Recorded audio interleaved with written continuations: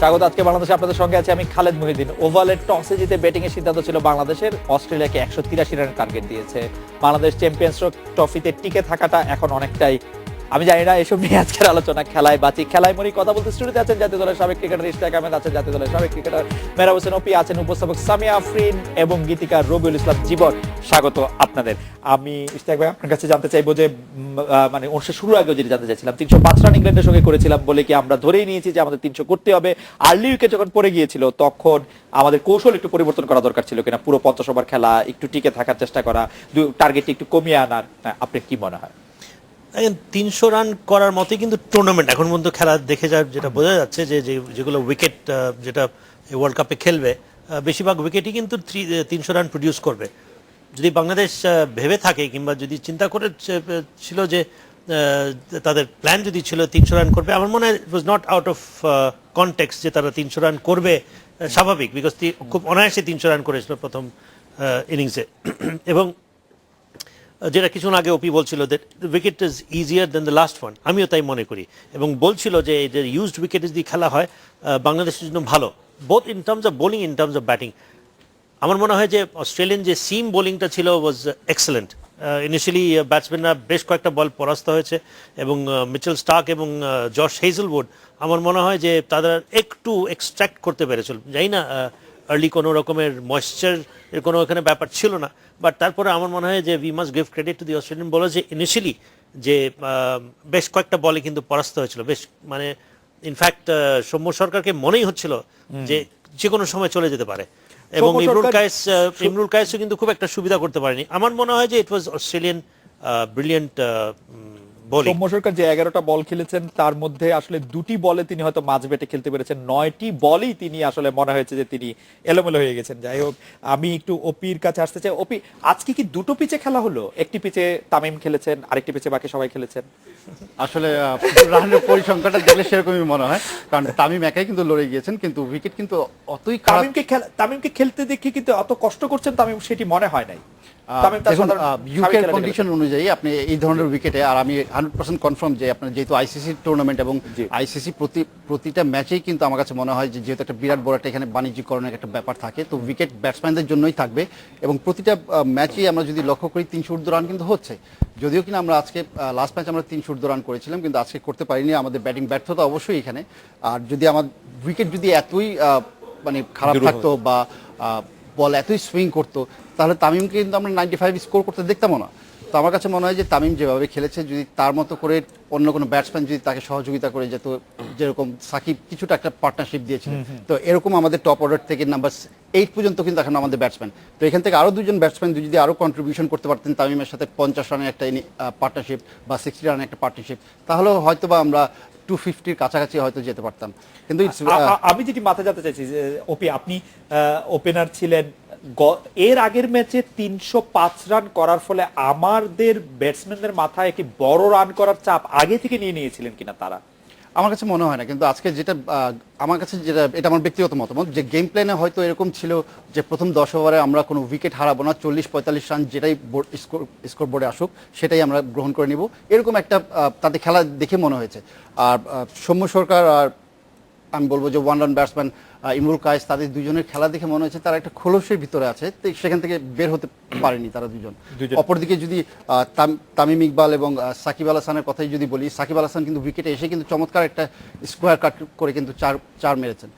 তো এরকম ধরনের কিছু একটা ইনিংস দরকার ছিল যে কিনা বলারদের উপরে চড়া হতে পারে। যদি হয়তো বা একজন যদি এরকম কেউ ক্লিক করতো সে সময় হয়তো বা সিনারিওটা চেঞ্জ হতে পারতো, কিন্তু সেটা আমরা করতে পারিনি। সামিয়া খুব মনোযোগ দিয়ে ক্রিকেট খেলা দেখেন, ক্রিকেট খেলা বা বিশ্লেষণ করেন। সামিয়া, আপনার কাছে কি মনে হয় যে মুশফিক আসলে ডিআরএসটা নিতে পারতেন? আউটটা নিয়ে যথেষ্ট ডাউট ছিল এবং হ্যাঁ, এটা ছিল, কিন্তু তার আগেই দেখা গেছে আরেকটা আউট নিয়ে যখন প্রিভিউ করা হয়েছে সেখানে বাংলাদেশ তো ডিআরএসটা লুজ করেছে মানে সাকিবের সময়, সাকিবের পরে মানে মুশফিকের সময় ডিআরএসটা ছিল।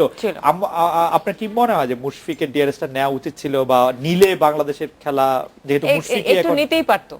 মানে একেবারে যে যে ক্রুশিয়াল মোমেন্ট যেখানে চলছে এবং উইকেট লুজ করাটা এবং মানে মুশফিকের wicket সেটাও, এফোর্ট মানে- করাটা আমাদের জন্য খুব ডিফিকাল্ট হয়ে যাচ্ছে যেই সময়টায়, সেই সময়টা তার ডিআরএসটা নেওয়া উচিত ছিল বলে আমাদের আমার সবচেয়ে মনে হয়। Prize wicket. আমি এই সম্পর্কে আসলে আমাদের প্যানেলিস্ট সবার কাছে একটু জানতে পারবো, জীবন আপনার কাছে কি মনে হয় যে মুশফিক আসলে ডিআরএসটা নেন নাই কেন? আচ্ছা, আমার কাছে মনে হয় যে আমি সবসময় দেখি যে মুশফিকের ডিআরএস নিয়ে ওর একটা সবসময় একটা কনফিউশন থাকে। আমরা অনেক বড় বড় ম্যাচে দেখি যে যখন নেওয়ার প্রয়োজন সে হচ্ছে তখন হচ্ছে তখন ডিআরএসটা নেয় না, হ্যাঁ, right. আবার যখন হচ্ছে সে নিচ্ছে তখন একটা আমরা সবাই হাসছি ও এটা out, অকারণে নিচ্ছে। মানে আউট হয় নাই বা আউট হচ্ছে, অর্থাৎ ও যে দিকে ডিআরএসটা যে পক্ষে নিচ্ছে সেটা উল্টো দিকে যাচ্ছে, সিদ্ধান্তটা ওর উল্টো দিকে যাচ্ছে।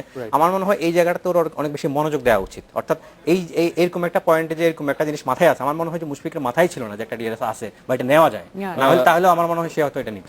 ইশতাক ভাই, আপনার কাছে কি মনে হয় সবচেয়ে প্রাইজ উইকেট আপনাদের মুশফিকের, আপনার সবচেয়ে প্রিয় খেলোয়াড়, সেই ক্ষেত্রে তার মানে খেলাও সবচেয়ে ধারাবাহিক, সেই সময় 53 রানে যখন তার উইকেটটি পড়ে যাচ্ছে তার তো আসলে ট্রাই করা উচিত ছিল বলে মনে হয়। এবং আরেকটা ব্যাপার, মজার ব্যাপার, এটা কিন্তু স্নিক লেগেছিল, রাইট।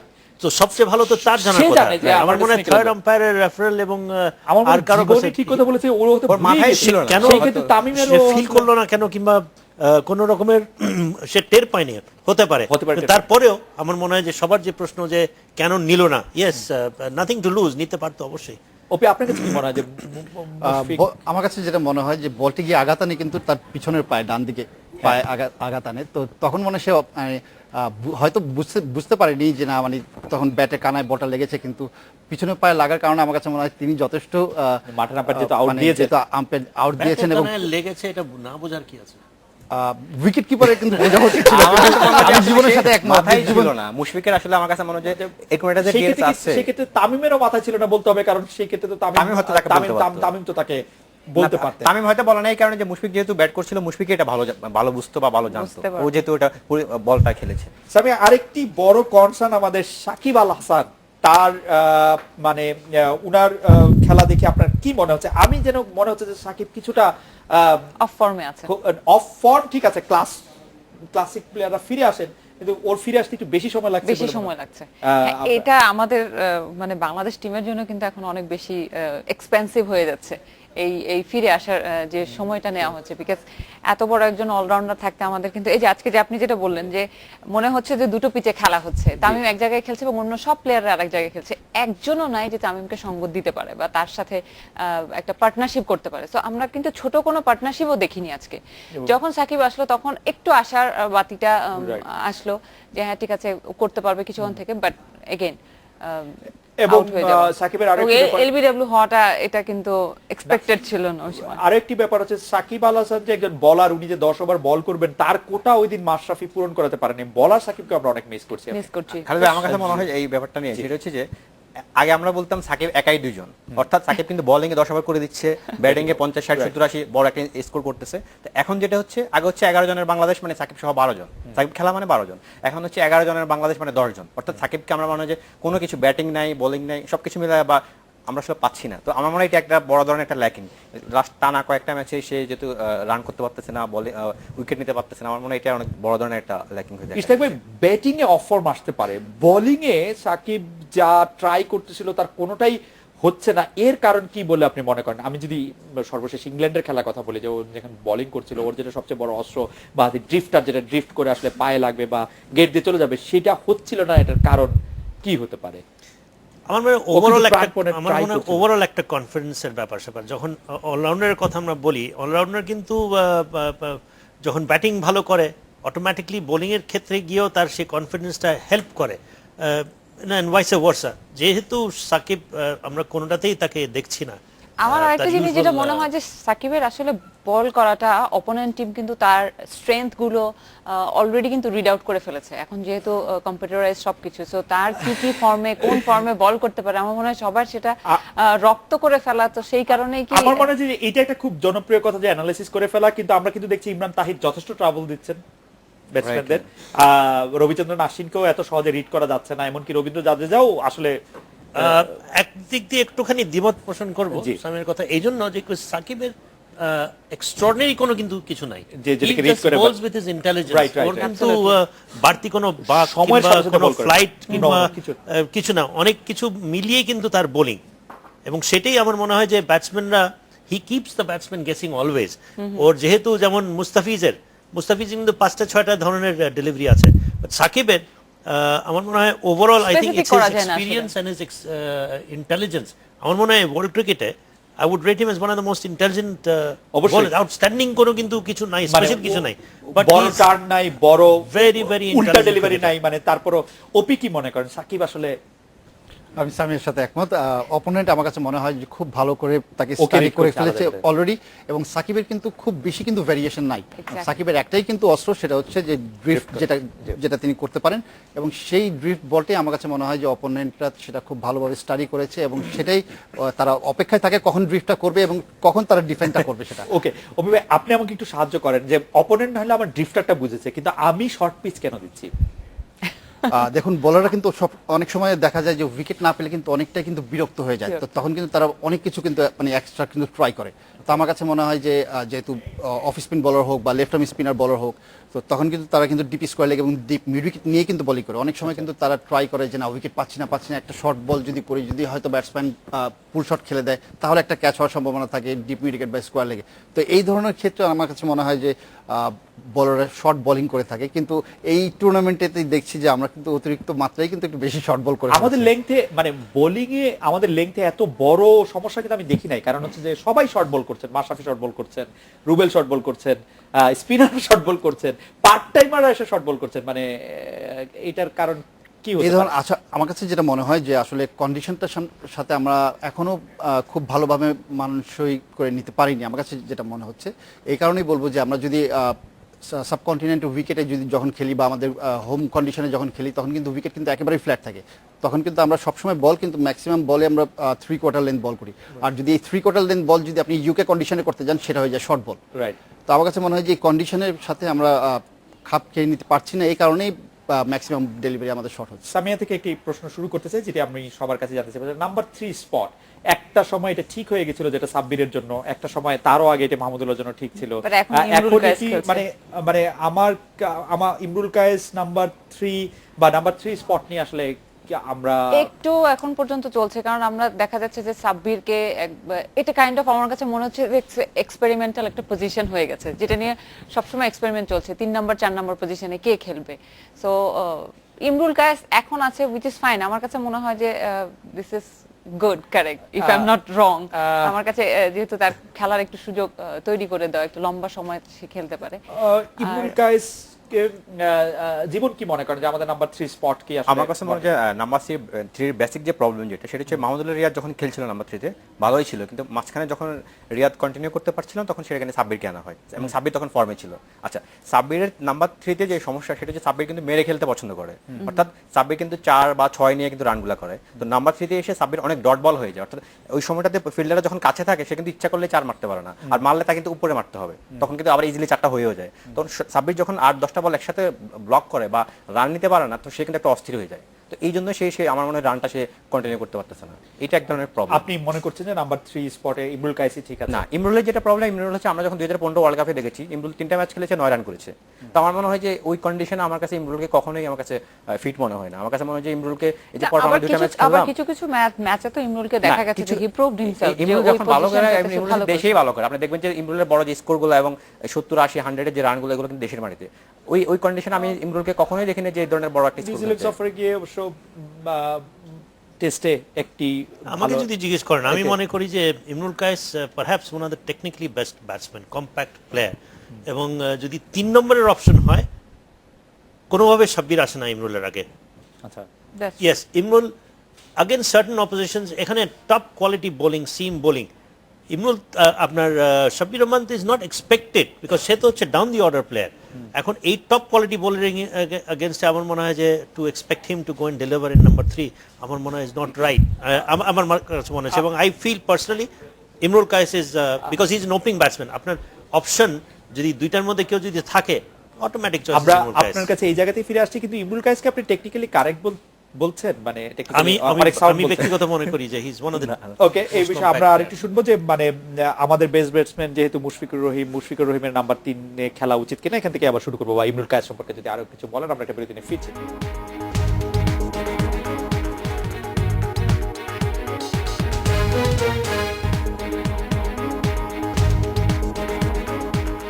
ফিরে এলাম আজকে বাংলাদেশের নাম্বার 3 পজিশন নিয়ে বলছিলেন আপনি ইশতিয়াক ভাই, এই যদি আপনি একটু বলেন যে আমরা বিরতির সময় যে বিষয়টি নিয়ে আলোচনা করছিলাম যে মুশফিকুর রহিমের আসলে 3 নম্বরে আসা উচিত কিনা, না 3 নম্বরে আপনি ইমরুল কায়েসকে চাইবেন, এই দলে আর অন্য লাইন আপে বা মানুষের কোনো পরিবর্তন চান কিনা? 3 নম্বরের যদি খেলাতে হয় আমি মনে করি যে এক্সপেরিমেন্ট অনেক হয়ে গেছে এই বড় টুর্নামেন্টে এসে হঠাৎ করে সাব্বিরকে না খেলিয়ে ইমরুলকে, বিকজ ইমরুল খেলেছিল ভালো অ্যাগেন্স্ট পাকিস্তান। আইডিয়ালি স্পিকিং যদি 3 নম্বরের যদি কোনো অপশনস থাকে, সলিউশন থাকে, Imrul Kayes is the solution. যদি এখন বর্তমান টিমে আমাদের হয়তো বা best number 3 batsman ever for Bangladesh হয়তো হাবিবুল বাশার ছিল, তারপরে কিন্তু কনসিস্টেন্ট বেসিস কেউ একদম নাম্বার 3 এভাবে কেউ রেগুলারলি খেলে গেছে আমার মনে পড়ে না।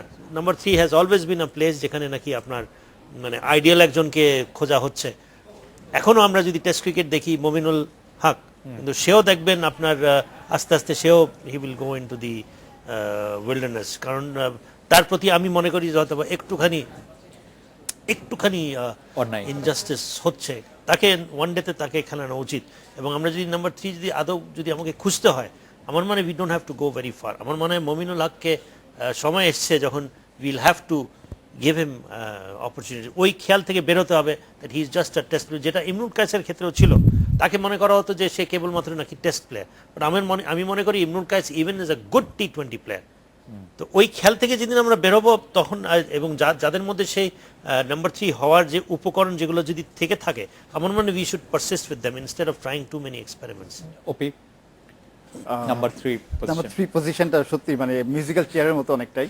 তো তারপর আমার কাছে মনে হয় যে সাব্বির রুমনকে দিয়ে যেহেতু মাঝখানে কিছুদিন তাকে দিয়ে ট্রাই করানো হয়েছিল, সেটা হয়তো বা পাওয়ার প্লেটা কাজে লাগানোর জন্যই হয়তো তখন তাকে শিফট করে নেওয়া হয়েছিল। তো নাম্বার 3 অফকোর্স ইমরুল কায়েস আমার কাছে মনে হয় যে টেকনিক থেকে শুরু করে নাম্বার 3 আইডিয়াল ব্যাটসম্যান, মানে যে কিনা নাম্বার 3 হ্যান্ডেল করতে পারবে সেরকম পেস বলার, বিকজ তিনি কিন্তু একজন ওপেনার ব্যাটসম্যান এবং পেস বোলিং কিন্তু তিনি ভালো হ্যান্ডেল করতে পারেন। তো বিগত দিনগুলোতেও কিন্তু আমরা দেখেছি যে ইমরুল কায়েস রান করেও কিন্তু দল থেকে কিন্তু ছিটকে পড়েছেন বহুবার। তো তার পজিশনটা এমন ছিল যে তিনি সবসময় থার্ড চয়েস হিসেবে, থার্ড ওপেনার হিসেবে কিন্তু দলের অন্তর্ভুক্ত। তো সেদিক থেকে কিন্তু তার নাম্বার 3-তে এখন ব্যাট করছেন তিনি। তো যদিও কিনা এই ম্যাচে ভালো কিছু করতে পারেননি, তারপরেও কিন্তু ভারতের সাথে প্র্যাকটিস ম্যাচে কিন্তু 60 ঊর্ধ্ব কিন্তু একটা স্কোর করেছিলেন। তো আমার কাছে মনে হয় যে আরেকটু কিছু সময় দেওয়া উচিত, যে মানে নাম্বার 3 পজিশনটা মানে ভালো করে যে হ্যান্ডেল করতে পারবে, বিশেষ করে ইংলিশ কন্ডিশন আমার কাছে মনে হয়। আর যদি হোমে কন্ডিশন আমাদের বলেন, সাবকন্টিনেন্টে যদি বলেন, তাহলে হয়তো বা শিফট যেভাবে সাব্বিরকে নেওয়া হয়েছিল সেভাবে হয়তো করা যেতে পারে। সামিয়া, নাম্বার 3 পজিশন নিয়ে আপনার? আমি তো আগেই বলেছি যে ইমরুল কায়েস এই মুহূর্তে যেটা মনে হচ্ছে যে there is no other option. কিন্তু আপনার কাছে কি এই আলোচনার পরে এটা মনে হয় না যে মানে মমিনুল হকের কথা আলোচনায় আসলো? হ্যাঁ, মমিনুল হকের কথা যেহেতু বা আলোচনা, মুশফিকুর রহিমকে নিয়ে আমরা বলছিলাম বিরতির আগে যে মুশফিকুর রহিমকে আরেকটু উপরে, মুশফিকুর রহিমকে আনা যেতে পারে, কিন্তু যেহেতু তার ডিসকমফোর্ট একটা ব্যাপার আছে, যে যেহেতু অনেকক্ষণ ধরে কিপিং করে এবং সে যখন খেলা শুরু করে তখন তাকে আরেকটু পরে দিলেই সে কমফোর্টেবলি খেলতে পারে। That's why. জীবন আপনি বলছিলেন, তবু আপনার কাছে আরেকবার শুনতে চাই যে নাম্বার 3 পজিশনে আপনি ইমরুল কায়েসের পক্ষেই বলছেন আমাদের 3 প্যানেলিস্ট, আপনি? আমার কাছে মনে হয় যে ইমরুলকে যদি আমরা নাম্বার 3-তে খেলাই তাহলে সেটা আমাকে ঘোষণা দিয়ে খেলাতে হবে, অর্থাৎ তাকে আমি লং টাইম থেকে খেলাবো। এখন হুট করে যখন ওয়ার্ল্ড কাপে গেল সে ওখানে ওকে ওয়ান ডাউনে নামানো হলো, এখানে কিন্তু সে জানে না সে খেলবে কিনা, সেটা জানে না, হুট করে ওখানে নামাই দিচ্ছে, সেটা কনফিউশন থাকে। আমার কাছে মনে হয় ইমরুল অলওয়েজ ওপেনিং এ বেশি ভালো করে। আচ্ছা, যেহেতু আমার অপশন নেই সেক্ষেত্রে আমি ওকে ওয়ান ডাউনে নামাইতে পারি, কিন্তু এখন যদি আমি হঠাৎ করে 8-10 ম্যাচ পরে একবার নামাই, ও তো একটা টেনশন থাকে, ওকে রান করতে হবে, থাকতে হবে, ও একটা এই ধরনের একটা টেনশনের মধ্যে থাকে। আর ওপি ভাই যেটা বললেন যে সৌরভের কথা, মমিনুলের কথা, আমার মনে হয় হ্যাঁ মমিনুল কিন্তু গুড চয়েস। ও কিন্তু ওয়ানডে দিয়ে কিন্তু শুরু করেছিল ওর ক্যারিয়ার, এবং ওখানে কিন্তু সে আমি দেখলাম যে সে সিঙ্গেল নিতে পারে, গ্যাপে মারতে পারে এবং কিছু রান করতে পারে, এবং যে চারগুলা যে মারে একদম মাটির সাথে মাটি ঘেঁষা যে শটগুলো খেলতে পারে, আউটের সম্ভাবনা কম থাকে। তো আমার মনে হয় এটা একটা অপশন হতে পারে। পাশাপাশি লিটন ভালো করতেছে লিগে এবং বিজয় ভালো করতেছে, আমার মনে হয় এখান থেকে কোনো একটা অপশন হতে পারে ওয়ান ডাউনে। একটা জিনিস যেটা আমার মনে হয় খালেদ ভাই, যে আমাদের এই যে বললাম যে মিউজিক্যাল চেয়ারের মতো যে ইস্যুটা, যে একটা প্লেয়ার সে জানে না যে আমি পরের ম্যাচে খেলবো কি খেলবো না, বা আমাকে বসিয়ে রাখা হবে কিনা। That's a kind of mental pressure for them. এই কারণে দেখা যায় যে অনেক সময় তারা এই যে কনসিস্টেন্টলি যে খেলা, যে if I know that I M on the team এবং আমি খেলবোই আজকে, তো এই ব্যাপারটা যদি কনসিস্টেন্টলি কাজ করে তাহলে আমার মনে হয় তাদের একটু মেন্টালি তারা সাউন্ড থাকে এবং তারা খেলায় ফোকাস করতে পারে। বিকজ খেলায় থাকবো কি থাকবো না, পরের ম্যাচে আছে কি রাইট, নাই, এটা সেটা নিয়ে একটা pressure থাকে। সেটা ক্রিকেট খুবই মাইন্ড গেমও বটে, সেটা প্রভাব বিস্তার করে। মাহমুদুল্লাহ রিয়াদ, আমরা যে প্রশ্নটি করতে চাই যে মাশরাফি যখন ইংল্যান্ডের সঙ্গে ম্যাচে জি। আসলে তার হাতে অনেক বেশি অপশন ছিল না, তারপরে তিনি মাহমুদুল্লাহ রিয়াদকে দিয়ে বল করালেন না কেন? মানে মাহমুদুল্লাহ রিয়াদের কি বোলিং অপশনটা আমরা ব্যবহার করছি না কেন? কি মনে হয় জীবন আপনার কাছে? আমার কাছে মনে হয় অনেক সময় হয় কি খেলার মধ্যে থাকলেও অনেক সময় মনোযোগ থাকে না বা মাথায় আসে না অনেক কিছু। আমার মনে হয় এরকম কিছু মাস্টার এটা কাজ করে কিনা, অথবা এটা আমার কাছে একটা কখনো কখনো একটা রহস্য মনে হয়। হিসাবে মাহমুদুল্লাহ রিয়াদকে আমরা সেভাবে কাজে লাগাতে দেখছি না, মানে বোলিং এ আমি যদি বিশেষ করে বলি, ব্যাটিং এ তো মানে ফর্ম অফ ফর্ম নানা রকম থাকবেই, বোলিং এ কাজে লাগানোর ব্যাপারে আমরা একটু শাই ফিল করছি মাহমুদুল্লাহ রিয়াদের ক্ষেত্রে, সেটার কারণটা কি? ইনসাইড স্টোরি আমি যেটা জানি, আমি কোন একটা টক শোতে, বিসিবির একজন ঊর্ধ্বতন কর্মকর্তা ছিলেন ওই টক শোতে, ওনার ভাষ্য যে Mahmudullah Riyad himself is not interested in, he is interested in batting. Okay, এখন সেটা যদি হয়, আমরা গ্রেটার ইন্টারেস্টের জন্য, এবং আমরা জানি যে মাহমুদুল্লাহ রিয়াদ কিন্তু is one of the best bowlers in the side, যদি সাকিবের পরে যদি হাইয়েস্ট উইকেট টেকার হয়ে থাকে আফটার মাশরাফি, মাহমুদুল্লাহ রিয়াদ। এখন একটা হচ্ছে তাকে মোটিভেট করতে হবে যে তোমাকে যদি বোলিং করতে দেওয়া হয়, why should you not bowl, okay, you not above the team. কিন্তু যতটুকু জানি যে he doesn't want to bowl, he only wants to bat. তো এইটা আমার মনে হয় যে এখান থেকে বেরিয়ে আসতে হবে। এটা Mahmudullah Riyad himself will have to realize his importance in the team. কোন একটা সময় আসবে, আমি বলি যে তখন Mahmudullah will fall out of the, কারণ তাকে কনসিস্টেন্টলি স্কোর করেই যেতে হবে। অলরাউন্ডারের যে অপশনে যে সে ফেরত আসবে, সেটা কিন্তু সে নিজের সেই ইয়েটা হারিয়ে ফেলবে, বিকজ তাকে ইচ অ্যান্ড এভরি ইনিংস তাকে রান করাটা, আপনি দেখেন যদি গড ফরবিড যদি আর দুইটা যদি ফেল করে, x will be on him, তাকে নিয়ে তখন কথাবার্তা উঠবে। আর মাহমুদুল্লাহ রিয়াদ মতো প্লেয়ার সেটা কি মানাবে? এটা উচিত হবে এরকম একটা এক্সপিরিয়েন্স প্লেয়ার যে কিনা he demands a place in the side anyways, কিন্তু দুইটা তিনটা ইনিংস খেলার পরেই তখন কিন্তু এই নিজের উপর নিজে এই চাপটা কেন নিয়ে আসছে ও? আচ্ছা, মানে এটাই আমার কাছে I'm মনে হয় যে surprised. আর এটা একটা প্রশ্ন, সেটা কি রিয়াদ কি এটা বলেছে কিনা, আমার মনে হয় সেটা একটা প্রশ্ন। এটা অনেক সময় কথা চলে আসে।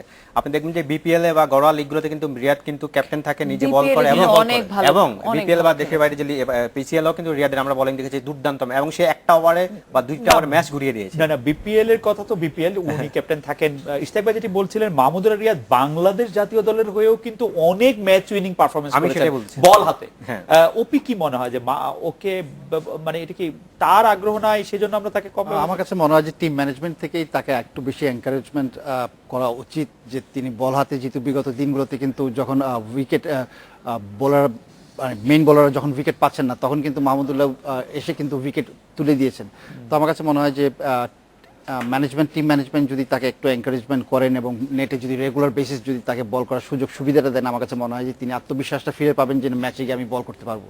আমার কাছে মনে হয় যে নেটে বেশি বল করার সুযোগ না পাওয়ার কারণেই হয়তো সেখান থেকে বিষণ্ণতা এসেছে যে না, আমি বল করতে ইন্টারেস্টেড না, আমি ব্যাটিং নিয়ে থাকতে পছন্দ করি। আমার কাছে মনে হয় যে এইখান থেকে নেটে বেশি বল করার সুযোগ না পাওয়া মানে আমরা যখন নেট প্র্যাকটিস গুলো করি, তো তখন ম্যাক্সিমাম আমরা বোলার যখন বোলিং করে, তো তখন পার্ট টাইম অফ স্পিনার যারা আছে, তো দলে কিন্তু তারা কিন্তু খুব বেশি কিন্তু বল করার সুযোগ পায় না নেটসে। তো নেটসে যদি বল করার হ্যাবিটটা যদি তৈরি হয়ে যায়, কনফিডেন্সটা কিন্তু সেখান থেকে কিন্তু আস্তে আস্তে ধাপে ধাপে বাড়তে থাকে। তো আমার কাছে মনে হয় যে নেটসে যদি তিনি নিয়মিত যদি বোলিং করেন, হয়তো বা তার কনফিডেন্সটা তিনি ব্যাক করতে পারেন যে না, আমি বল করতে পারি, ম্যাচে গিয়ে আমি তোমাকে উইকেট তুলে দিতে পারি ক্যাপ্টেনকে। তো আমার কাছে মনে হয় যে নেটসে বল করাটা ইটস ভেরি ইম্পর্টেন্ট। তো সেখান থেকে কি তিনি সরে এসেছেন কিনা, যেটা বলেন কেন জানি মনে হচ্ছে ওপির রিজনটা তারপরেও নট জাস্টিফাইড ইনাফ। দেখো ও কিন্তু শুরু করেছিল as a bowler, off spinner, Bowling allrounder হিসাবে, কিন্তু মোহাম্মদুল্লাহ রিয়াদ ফার্স্ট সম্ভবত ডেবিউতে এসে পায় 5 wicket who can bat a bit in West Indies, if I am not mistaken, test ক্রিকেটে। আচ্ছা, মেবি হ্যাঁ, এবং তারপর থেকে কিন্তু সে বেশ কয়েকটা ক্রুশাল ইনিংসে কিন্তু তার বেশ কয়েকটা উইকেট কিন্তু সে পেয়েছে। এখন ফর আ বোলার যে কিনা ইন্টারন্যাশনাল ক্রিকেটে who can deliver, who has delivered, যার এক্সপিরিয়েন্স আছে, এখানে নেটে আমি বোলিং করব না, কিংবা আমাকে ম্যানেজমেন্ট আমাকে নিয়ে চিন্তা ভাবনা করবে, তার মধ্যে যদি ওই ডিটারমিনেশনটা যদি থাকে to to to to establish my self or re-establish my self that I am a bowler যার উপরে ইউ ক্যান কাউন্ট অন, কিন্তু সেটা তার মধ্যে থেকে আসতে হবে। আমার মনে হয় যে এটা it is only Mahmudullah Riyad himself যে কিনা এই প্রবলেমটা সলভ করতে পারবে। আমার মনে হয় যে এখানে টিম ম্যানেজমেন্টকে এখানে দোষ দিয়ে কোনো লাভ নেই। না, আপনার টিম ম্যানেজমেন্ট যদি ওকে সুযোগ না দেয়, উনি যদি বল করার সুযোগ না পান, টিম ম্যানেজমেন্ট কি চিন্তা করছে বা ওর টিম ম্যানেজমেন্টের চিন্তার মধ্যে যদি তার বোলিংটা না আসে, তাহলে সে কিভাবে নিজেকে প্রুভ করবে? সে তো প্রুভ করেছে। না আমার না, মনে হয় তার যে তো তার তো আর নতুন করে আসলে প্রুফ করার কিছু Proof নাই। এবং করার ইসলাম কিছু আসলে নাই। ঠিক কথাই বলেছিলেন যে ওয়েস্ট ইন্ডিজের সাথে মাহমুদুল্লাহ রিয়াদের যখন ডেবিউ হয়েছিল, ডেবিউ ম্যাচে প্রথম ইনিংসে তিনি 3 উইকেট নিয়েছিলেন, দ্বিতীয় ইনিংসেও বল করতে এসে তিনি 5 উইকেট নিয়েছেন, রান করেছিলেন এক ইনিংসে 8 এবং এক ইনিংসে 9। সুতরাং আসলে এবং তিনি খেলেছিলেন শুধু মাশরাফির উপরে, সম্ভবত 8 নম্বরে আমি দেখতে পাচ্ছি ফার্স্ট ইনিংসে, এবং সেকেন্ড ইনিংসে 9 নম্বরে। মানে মাশরাফি সে সময় was a ব্যাট bowling করেন, all-rounder. হ্যাঁ, মানে ওকে বলা হয়েছিল সে সময় বলার who can bat a bit. এবং এমন একটা সময় ছিল যখন তাকে সুনীল গাভাস্করের মতো প্লেয়ার বলেছিল he is the best number 7 in the world. He is the best number 7। এবং আনন্দবাজার পত্রিকা লিখেছিল যে মানে বাংলাদেশের মূল অস্ত্র হচ্ছে মাহমুদুল্লাহ রিয়াদ, কারণ বাংলাদেশের সাথে যখন ওরা হেরে গেল তখন ওরা বড় বড় করে একটি লিখেছিল, মনে রাখতে হবে যে মাহমুদুল্লাহ এই ম্যাচে খেলেন নাই, তাও আমরা হেরেছি। মানে আমি জানি না যে মানে এই ইয়াতে কি থাকতে পারে। আমরা একটা বিরতি নিচ্ছি, বিরতি পর ফিরে এসে আজকে বাংলাদেশ যে একাদশ নিয়ে খেলছে সেই একাদশকেই আসলে একটি আদর্শ একাদশ মনে করছেন কিনা, আপনারা কে কি মনে করছেন সামিয়া থেকে আমি আসলে একটু বক্তব্য এটি শুরু করতে চাই। বিরতি নিচ্ছি, বিরতি পর ফিরে এসে আজকে বাংলাদেশ যে একাদশ নিয়ে খেলছে সেই একাদশকেই আসলে একটি আদর্শ একাদশ মনে করছেন কিনা, আপনারা কে কি মনে করছেন সামিয়া থেকে আমি আসলে একটু বক্তব্য এটি শুরু করতে চাই। তামিম, সৌম্য, ইমরুল, মুশফিক, সাকিব, সাব্বির, মাহমুদুল্লাহ, মেহেদী, মাশরাফি, রুবেল, মুস্তাফিজের একাদশটি আমাদের সেরা একাদশ কিনা। আমাদের দর্শকরা নাসিরের কথা খুব বলতে চাচ্ছেন বিজয়ের কথা, বলতে চাচ্ছেন আরো অন্যান্য অপশনের কথা। আপনাদের মাথায় আর কোনো অপশন আছে কিনা, আমরা টিমটা অন্যভাবে ফরম্যাট করতে পারতাম কিনা। বিরতি নিচ্ছি, ফিরছি পরে।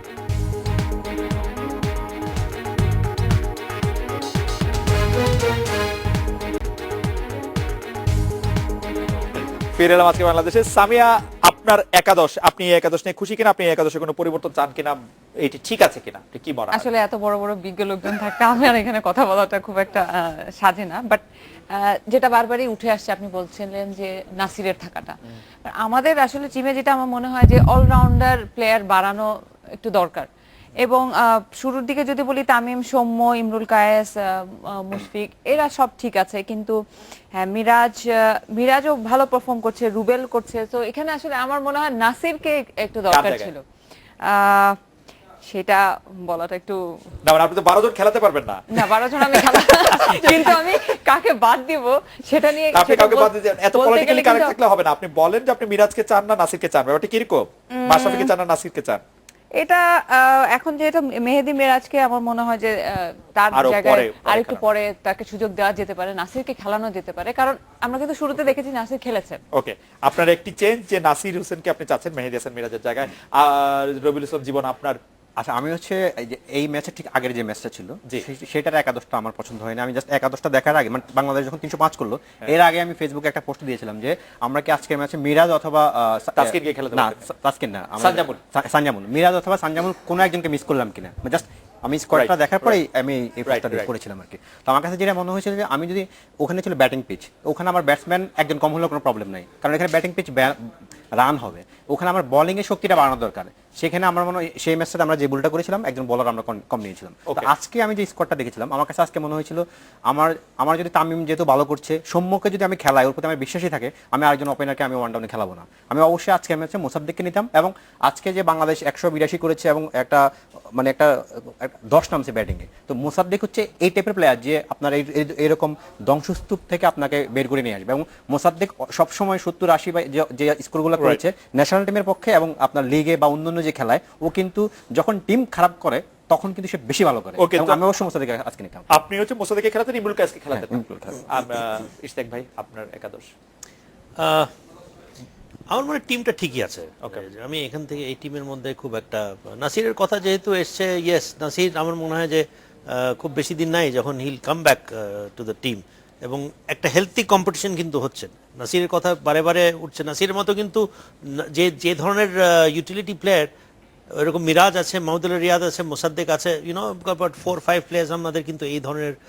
নাসির এই জন্য যে ওর এক্সপিরিয়েন্স এবং ফিনিশারের রোল প্লে করেছে, one of the best bowlers, আপনার middle order off spin bowler, successful bowler, ফিল্ডিংয়ের কোনো তো অবশ্যই তুলনাই নাই। তো নাসির সবসময় সবার প্রিয় প্লেয়ার হওয়াটাই স্বাভাবিক। এবং আমার মনে হয় যে সামিয়া যেটা বলেছে যে নাসিরকে রাখতো, ইয়েস যদি নাসির থাকতো, নাসির তো নাই। আমাকে যদি জিজ্ঞেস করেন এই একাদশে আমি আমার মনে হয় যে ঠিক আছে, ঠিক আছে। আপনি?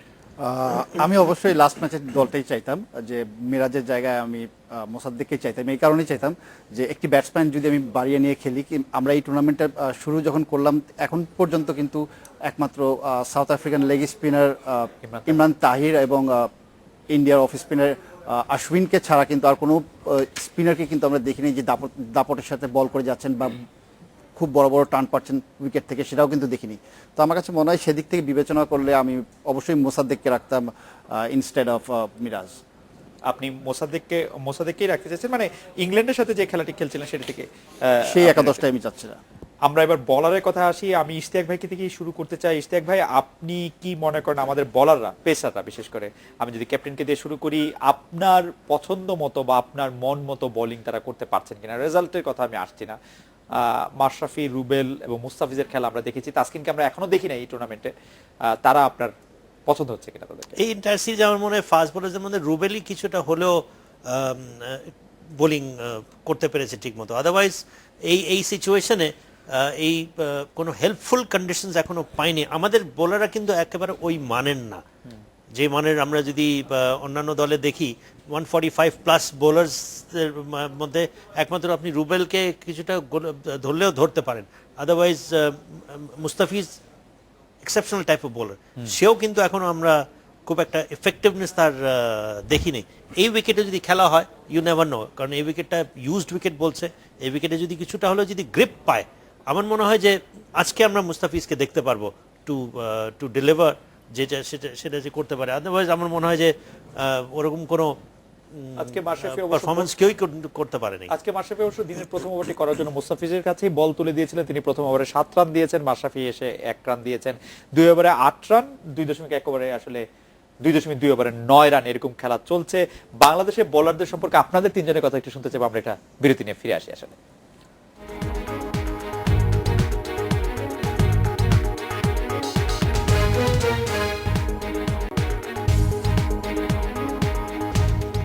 এলাম আজকে বাংলাদেশে ওপি আমাদের পেস বলারদের বোলিং এবিলিটি নিয়ে কথা হচ্ছিল, যে তারা ভালো বল করছেন কিনা। ইশতিয়াক ভাই বললেন আপনার এই টুর্নামেন্টে আমি বলবো যে আমাদের পেস বোলাররা আশানুরূপভাবে সেরকমভাবে ডেলিভারি করতে পারছে না, তাদের নিজেদেরকে মেলে ধরতে পারছে না। কিন্তু আমার কাছে মনে হয় যে কন্ডিশনটার সাথে আসলে তারা আমাদের বোলাররা খুব একটা বেশি খাপ খাইয়ে নিতে পারছে, আমি সেটা বলবো না। এই কারণেই যে আমরা যদি যতগুলো আমাদের সাফল্য বলবো ইন্টারন্যাশনাল লেভেলে, সবগুলো কিন্তু আমাদের হোম কন্ডিশনেই। আর হোম কন্ডিশনে কিন্তু আমরা যখন বল করি তখন কিন্তু ম্যাক্সিমাম ডেলিভারি কিন্তু গুড লেন্থ ডেলিভারি হয়। আর ইউকে কন্ডিশনে যদি আপনি গুড লেন্থ ডেলিভারি করতে যান সেটা হয়ে যায় শর্ট বল। তো আমার কাছে মনে হয় যে এই কারণে আমাদের পেস বোলাররা কিন্তু লাইন লেন্থে কিন্তু একটু বেশি সমস্যা হচ্ছে। যদি কিনা আপনি আমাদের রুবেল হোসেনের কথাই বলি, 145 তিনি কিলোমিটার পার আওয়ার বল করতে পারেন, যদিও তিনি কিন্তু এক্সপেন্সিভ হয়ে যাচ্ছেন। 10 ওভার হয়তো বল করছেন, 2টি বা 3টি উইকেট তুলে নিচ্ছেন, কিন্তু 60 ঊর্ধ্ব রান কিন্তু দিয়ে ফেলছেন। তো আমার কাছে মনে হয় যে অবশ্যই আমাদের পেস বোলারদের কন্টেইন করার মতো ব্যাটসম্যানের একটা রান যদি দিতে পারে বোর্ডে, তাহলে হয়তো বা আমরা বোলাররা যদি কন্টেইন করতে পারে তাহলে হয়তো ভালো কিছু আশা করতে পারি। কিন্তু তারপর আমি আত্মবিশ্বাসী যে হয়তো এই টুর্নামেন্টে না হোক কিন্তু আমাদের পেস বোলাররা ফিরে আসবে। আমাদের পেস বোলাররা যে 30 ওভার বল করতে পারছেন, বা মানে তাদের অ্যালটেড 30 ওভার নিয়ে কথা যেটা বলছিলাম, মাশরাফি, মুর্তজা, রুবেল হোসেন বা মুস্তাফিজুর রহমানের, সেই 30 ওভারের মধ্যে কখনোই তাদেরকে খুব উইকেট টেকিং বলার মনে হচ্ছে না। সেটা কি শুধু কন্ডিশনের কারণে, সেটা কি অন্য কিছু কারণে, তাদের অ্যাপ্লিকেশনে কোনো প্রবলেম আছে? অ্যাপ্লিকেশন ঠিক বলবো না আমি। আমরা যদি থ্রেড যেটা বলি, যে পেস বোলিং এর যে একটা থ্রেড থাকে, অন্যান্য যে কোনো দেশের পেস বোলারদের দেখেন প্রতিটা দেশেই কিন্তু আপনার এরকম থ্রেড পেস বোলার কিন্তু থাকে, কিন্তু আমাদের দেশেই কিন্তু একমাত্র নেই। তো আমার কাছে মনে হয় যে তাসকিনের ইনক্লুডেশনটা আমার কাছে মনে হয় এখানে ভেরি ইম্পর্টেন্ট, যে না একটা পেস বোলার, এরকম একটা থ্রেড পেস বোলার যদি থাকে, অপোনেন্ট ব্যাটসম্যানরা কিন্তু একটু হলেও আমার কাছে মনে হয় যে ভেবেচিন্তে কিন্তু ব্যাট করার।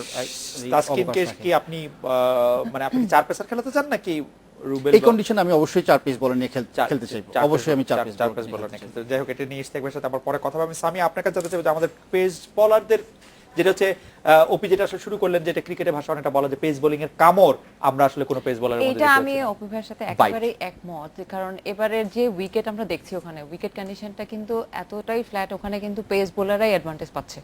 সো ওখানে কিন্তু সিমাররা তেমন কিছু স্পিনাররা তেমন কোনো অ্যাডভান্টেজ পাচ্ছে না। কিন্তু আমাদের এখানে যেটা হয় যে আমাদের পেস বোলাররা ওই যেটা বললো যে এগ্রেসিভ ওয়েতে করা বা স্পিডটা একমাত্র রুবেল ছাড়া কিন্তু আমরা অন্য কাউকে দেখছি না যে ওরকম স্পিডে স্পিড বা সুইং যেটা পেস বোলারদের বড় অস্ত্র বা ভেরিয়েশন সেরকম কোনো কিছু সেরকম কোনোটা কিছু নেই। এবং ব্যাটিং উইকেট বলেই কিন্তু প্রত্যেক কোনো বোলারকে কিন্তু আমরা খুব বেশি যে সুবিধা পাচ্ছে এরকম দেখিনি, সবগুলো দলে কিন্তু এই জিনিসটা লক্ষ্য করা গেছে। জীবন আপনি কি মনে করছেন আমাদের পেস বোলার? আমার কাছে মনে হচ্ছে যে আমাদের পেসারদের যে গতি সেটা তো আমাদের জানাই আছে। তো আমার কাছে মনে হয় যে শুধুমাত্র পেস বোলিংটা সবসময় কিন্তু জোর দেওয়া হয় না, কখনো কখনো বুদ্ধি দিয়েও করতে হয়। এবং আমার মনে হয় আমাদের যে বুদ্ধিটা মাঠে খাটানোর মনে হয় আমার মনে হয় কিছু ল্যাকিং দেখা যাচ্ছে। এবং কখনো কখনো দেখা যায় মাশরাফি কিন্তু একটা স্পেলে খুব আজকের সেকেন্ড ওভারে সে 1 রান দিল। তো আমার মনে হয় মাঝে মধ্যে কিন্তু একটা দুটো আবার ভালো হচ্ছে, কিন্তু মাঝে মাঝে আবার আইসা একটা ওভারে 15-16 রান ওভারঅল দিয়ে আসলে মানে বোলাররা খুব একটা আমার মনে হয় যে করতে পারছে না। আমার মনে হয় যে 50 ওভারের খেলায় আপনি 1 ওভারে রান খুব কম দিলেন হচ্ছে আপনি আসলে যদি উইকেট টেকিং বলার না হন তাহলে আসলে মানে আজকে খুব কম স্কোর হয়েছে সেই কারণে না। আমরা আসলে 305 করেও দেখেছি যে যদি আসলে বলে কামড় না থাকে আপনি ম্যাচ জিততে পারবেন না। ইশতাক ভাই আপনি কি মনে করেন? আপনি কি 4 পেসার খেলানোর পক্ষে? আপনি বলছিলেন অবশ্যই এই টিমের জন্য এই টিম ঠিক আছে। না, আমার মনে হয় আমি যে একটু শুধু আপনার সাথে অ্যাড করি, জি। আমরা কিন্তু আমাদের হোম কন্ডিশনে ইন্ডিয়ার মতো শক্তিশালী ব্যাটিং লাইনআপের এগেইনস্টে কিন্তু 4 পেস বোলার নিয়ে কিন্তু আমরা কিন্তু সাফল্য পেয়েছি আমাদের হোম কন্ডিশনে। সেটা উইকেটটা ছিল এরকম, আমার মনে হয় যে Exactly, এটা উইকেটের কারণে। যেই ধরনের উইকেটে খেলা হচ্ছে আমি জানি না ওই ধরনের কি উইকেট আমরা পাচ্ছি যেখানে আপনার ফাস্ট বোলিং ফ্রেন্ডলি উইকেট। আমার তো মনে হচ্ছে যে it's a batting track by and large. Of course batting track, কিন্তু তারপরে আমার কাছে মনে হয় যে ফাস্ট বোলারদের জন্য একটু একটু হেল্প অবশ্যই আছে। স্কিনের যে বোলিংটা যেটা করেছে পাকিস্তানের বিরুদ্ধে এবং ইন্ডিয়ার বিরুদ্ধে, আমার মনে হয় হি ওয়াজ পাকিস্তানের বিরুদ্ধে 80 রানে 80, হ্যাঁ 9 ওভারে 80 এবং ইন্ডিয়ার বিরুদ্ধেও তাই। তো তাসকিনের জায়গাটা কোথায়? আমি যদি just because he bowls fast আমি তাকে নেওয়ার জন্য যদি নিতে হয় আমার it would not be fair on the Right. Team. আমি একটু অ্যাড করি, এই টুর্নামেন্টের প্রথম ম্যাচ থেকে শুরু করে নিয়ে আমরা কিন্তু আজকে কিন্তু সেকেন্ড রাউন্ডের ফার্স্ট ম্যাচ খেলছি। তো প্রতিটা ম্যাচে যদি আপনি দেখেন ম্যাক্সিমাম নাম্বার অফ উইকেটস কিন্তু আপনার পেস বোলাররা কিন্তু নিয়েছে প্রতিটা ম্যাচে। না সেটা অন্য দলের পেস বোলাররা নিয়েছে, কিন্তু আমরা তাসকিনের কথা বলছি। ইশতিয়াক ভাই যেটি বলতে চাচ্ছেন যে আমরা প্র্যাকটিস ম্যাচে তার আগে নিউজিল্যান্ড এবং আয়ারল্যান্ডের ট্রাই নেশনে আমরা কিন্তু তাসকিনকে বল করতে দেখেছি। তাসকিনকে কি আপনার কাছে থ্রেড বলার মনে হয়েছে যে থ্রেড বলারটা আপনি চেয়েছিলেন? একটু লাইন লেন্থের সমস্যা আছে, কিন্তু তারপর আমার কাছে তাকে যথেষ্ট থ্রেট মনে হয়। এই কারণেই মনে হয় তার কিন্তু গতি আছে, কিন্তু আপনি যদি কোনো স্ট্রং ব্যাটিং লাইন আপের যদি আপনি ধস নামাতে চান অফকোর্স গতি ওই ধরনের উইকেট যদি হতো আমি মনে করি যে তাসকিন যে তার বাই নাও এক্সপিরিয়েন্স হয়েছে and yes I agree with OP যে ফাস্ট বোলিং একটা পেনিট্রেটিভ ফাস্ট বোলারের যা প্রয়োজন সেটা তাসকিনের মধ্যে আছে। তাসকিন, রুবেল, মুস্তাফিজ এবং Mashrafe can and could have been a very very effective bowling combination যদি কিনা ওরকম একটা উইকেট পেত। আমার মনে হয় যে এই টুর্নামেন্টে আমরা আশা করতে পাই না যে ওই ধরনের উইকেট পাবে তারা যেখানে তাদের ইফেক্টিভনেসটা বেরিয়ে আসবে। আই ডাউট ইট। আমরা টপ অর্ডারের ব্যাটিং এর কথা বলছিলাম, আমাদের সময়ও শেষ। আমরা সেই জন্য টেল এন্ডারদের ব্যাটিং এর কথা বলি যে আমাদের টেল কিন্তু আসলে একেবারে ওয়ার্ক করছে না। মানে এইটার কি কারণ বলে আপনি মনে করেন? এত খারাপ অবস্থা 8, 9, 10, 11 কখনো ছিল কিনা? ছিল না, টেলেন্ডারদের কাছে কোনো রান কিন্তু কখনো খুব একটা স্কোরবোর্ডে পাওয়া যায় না। তাহলে আমার মনে হয় বাংলাদেশের টেলেন্ডারের সবচেয়ে খারাপ সময় পার করতেছে এখন। তো এখন থেকে 10 বছর আগে বাংলাদেশের ক্রিকেট যখন অনেক বেশি মানে খারাপ ছিল বা অনেক বেশি স্ট্রাগল পিরিয়ড ছিল তখনও কিন্তু টেলেন্ডাররা এসে কিছু রান করতো। হাসিবুল হোসেন শান্ত, মোহাম্মদ রফিক বা হচ্ছে মুশফিকুর রহমান বাবু ওনারা যখন খেলতো, ওনারা বা খালেদ মাসুদ পাইলট ওনারা এসে কিন্তু কিছু বল খেলে টেলে 120 রান হলো 6 উইকেট, ওখান থেকে 200 করে ফেলতো বা 220 করে ফেলতো। কিন্তু এদের আমার ব্যাটিং এইটার কি কারণ ওপির কাছে একটু জানতে চাই যে ওপি এইটা কি কারণ? যেহেতু আমাদের টপ অর্ডার এখন অনেক শক্তিশালী বা টপ অর্ডার থেকে আমাদের অনেক বেশি আশা, সেই জন্য টেলরা কি আসলে ব্যাটিংটা প্র্যাকটিসই করছে না নাকি?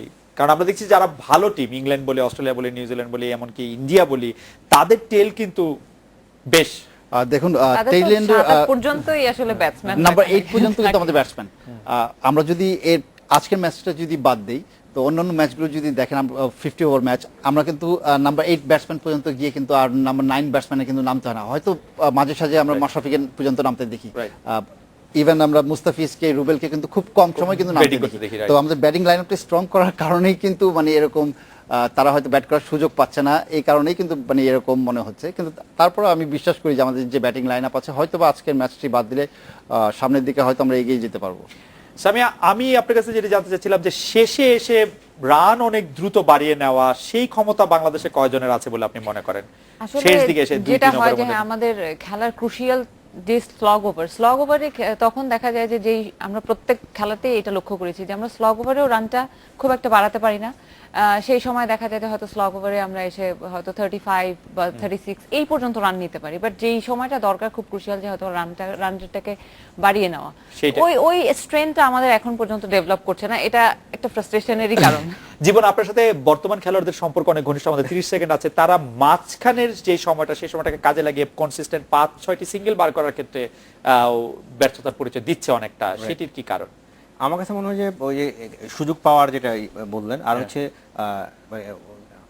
ব্যাটিং নিয়ে হয়তো ওরা ভাবেই না, মনোযোগই দেয় না, বা যে এটা না, আমার মানে আমি বলতে চাচ্ছি যে মাঝখানের ওভারগুলি যে যারা সেট ব্যাটসম্যান আছেন তারা যে সিঙ্গেল বার করতে পারছেন না, অনেক সময় ফ্রাস্ট্রেটেড হয়ে যাচ্ছেন, বড় মার যদি না লাগছে তা আউট হয়ে যাচ্ছেন, সেটি এটা আসলে Running ব্যাখ্যা দেওয়া between the কঠিন। wicket টা একটু হ্যাঁ, better আমার কাছে মনে হয় যে করা। এটা দেখে খেলা, একটু মন দিয়ে যে আমি আজকে কিছুক্ষণ থাকি, এক এক করে নিই, তারপরে খেলি, এইভাবে আমার মনে হয় সেটা। যাই হোক, আমরা বাংলাদেশ দলের সাফল্য কামনা করি, বাংলাদেশ দল আরো নিশ্চয়ই ভালো করবে।